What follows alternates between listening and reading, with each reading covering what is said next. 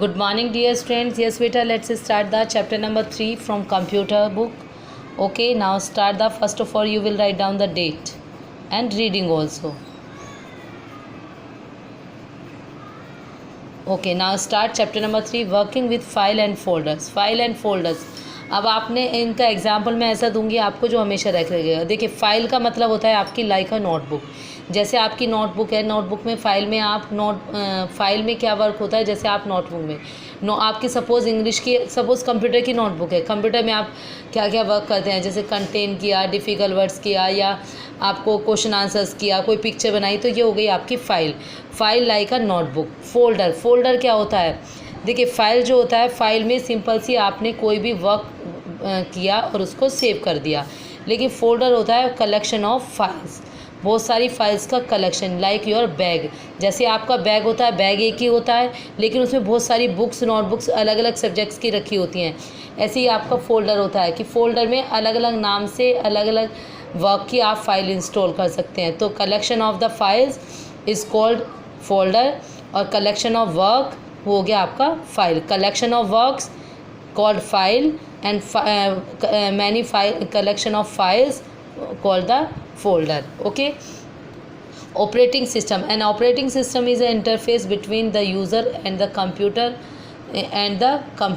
in other words, it create an environment in which one can interact with one's computers. अब देखिए operating system क्या होता है, जितना भी सिस्टम आपका ऑपरेट करता है, फाइल ट्रांसफ़र करनी है, फाइल सेव करनी है, वो सारा क्या होता है आपका ऑपरेटिंग सिस्टम होता है. ऑपरेटिंग सिस्टम के एग्जांपल कौन कौन से होते हैं, किस टाइप के ऑपरेटिंग सिस्टम होते हैं, जैसे Microsoft disk operating system, MS-DOS, Microsoft Windows, है ना, एप्पल मैकनॉक्ट, IBM OS2, Linux, Unix, Linux. इस तरीके के जो नेम होते हैं, जो ये सॉफ्टवेयर होते हैं, ये होते हैं आपके ऑपरेटिंग सिस्टम, जो आपके सिस्टम को ऑपरेट करता है, चलाता है, जो भी वर्क होता है ये होता है.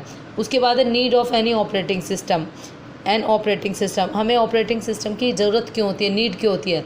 It organise and control the hardware present in the computer. It's provide a stable and constant by the application to delay with the hardware. आपका जो ऑपरेटिंग सिस्टम होता है, इस पूरे जो हार्डवेयर पार्ट्स होते हैं उनको ऑपरेट करने में आपकी हेल्प करता है.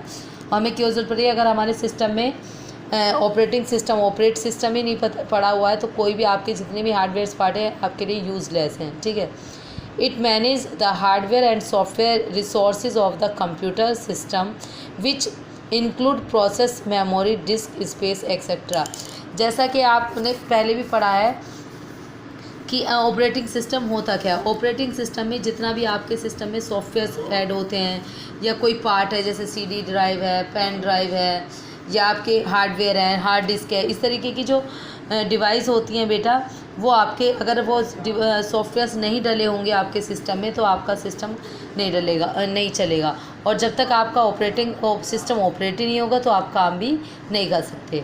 उसके बाद it manage memory and store files. जितनी भी आपकी फ़ाइल आपके कंप्यूटर में, जैसे आपकी फ़ोन की मेमोरी फुल हो जाती है तो वर्क नहीं करता ना, जब तक आपके सिस्टम में ऑपरेटिंग सिस्टम सॉफ्टवेयर नहीं डला होगा वो कोई भी काम नहीं कर सकता. ना तो आप उसमें कोई फाइल सेव कर सकते हैं, ना कोई डेटा सेव कर सकते हैं. Operating system provide a way for software to communicate with the hardware. Software hardware को ऑपरेट करता है. जैसे आपका पेन ड्राइव है, जब तक उसमें कोई सॉफ्टवेयर ही नहीं होगा, कुछ वर्क ही नहीं होगा, इस तरीके से आप कोई भी काम नहीं कर सकते.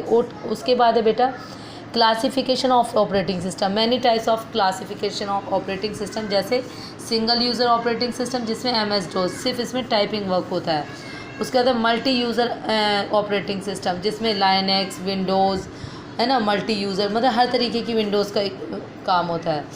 उसके बाद है आपका इसका सेकंड पार्ट तो होता है, जैसे आपकी फुल फॉर्म बेस में आपको फुल फॉर्म्स भी करनी होगी, जैसे CUI की आपको फुल फॉर्म याद करनी है, कमांड लाइन इंटरफेस.